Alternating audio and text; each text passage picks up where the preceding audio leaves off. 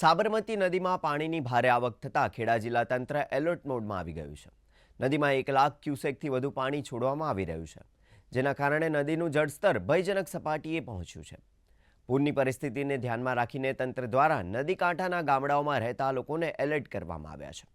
માતર તાલુકાના અસમાલી, પાલ્લા, તોયબપુરા અને ખેડા તાલુકાના રસિકપુરા, પથાપુરા, ધરોડ, ચિત્રાસર સહિતના ગામોમાં સ્થળાંતરની કામગીરી શરૂ કરવામાં આવી છે।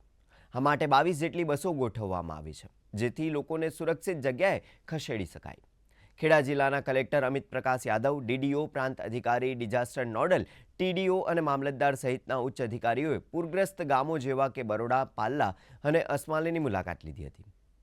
તકેદારીના પગલાં લેવા માટે કીધું છે। આશ્રય સ્થળો વિશે જાણકારી આપવામાં આવી છે, ગામોની સમીક્ષા કરવામાં આવી છે અને ખેડા જિલ્લાની અંદર માતર અને ખેડા તાલુકામાં પૂરતી સંખ્યામાં આશ્રય સ્થળો તૈયાર કરવામાં આવ્યા છે અને કોઈ પણ નાગરિકને તકલીફ ના પડે એ ખેડા જિલ્લા વહીવટીતંત્રની નેમ છે। અત્યારે 1 લાખ ક્યુસેક જેવો પાણી ધરોઈ ડેમથી છોડવામાં આવ્યું છે। એને ખેડા જિલ્લામાં પહોંચતા આશરે करीब 12 થી 15 કલાક લાગશે।